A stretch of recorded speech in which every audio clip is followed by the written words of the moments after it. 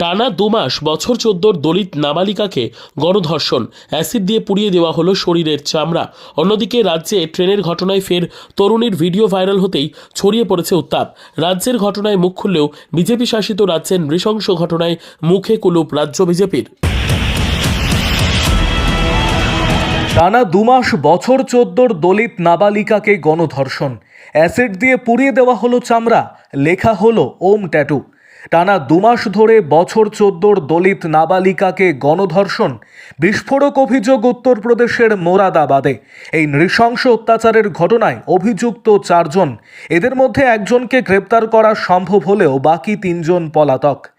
India টুডের প্রতিবেদন অনুযায়ী police সূত্রে খবর, পরিবারের দায়ের করা অভিযোগের ভিত্তিতে 2রা জানুয়ারি বছর 14 ওই মেয়েটি দর্জির দোকানে যাচ্ছিল।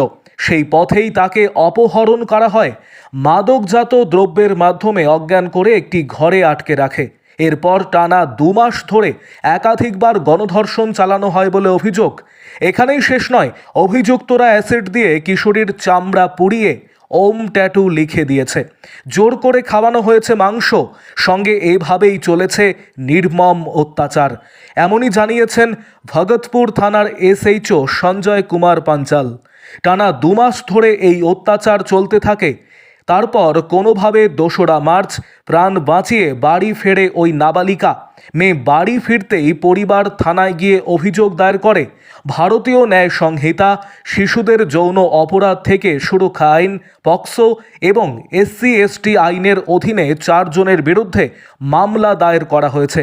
গ্রামীণ পুলিশ সুপার কুনওয়ার আকাশ সিংহ জানিয়েছেন, ভগতপুর থানায় একটি মামলা রুজু করা হয়েছে। অভিযুক্তদের মধ্যে মঙ্গলবার একজনকে গ্রেপ্তার করা হয়েছে এবং জেলে পাঠানো হয়েছে। ধৃতের নাম সালমান। বাকি অভিযুক্তদের খোঁজ চলছে। এদিকে নির্যাতিতার পরিবারকে মামলা প্রত্যাহারের জন্য ক্রমাগত হুমকি দেওয়া হচ্ছে। 2020 সালেও গণধর্ষণের মুখোমুখি হয়েছিল এই উত্তরপ্রদেশের হাতরাসে 2020 সালের 14 সেপ্টেম্বর বছর 19-এর দলিত তরুণীকে ধর্ষণ করেছিল 4 জন। দলিত ওই তরুণী গরুর খাবারের খোঁজে খামারে গিয়েছিল।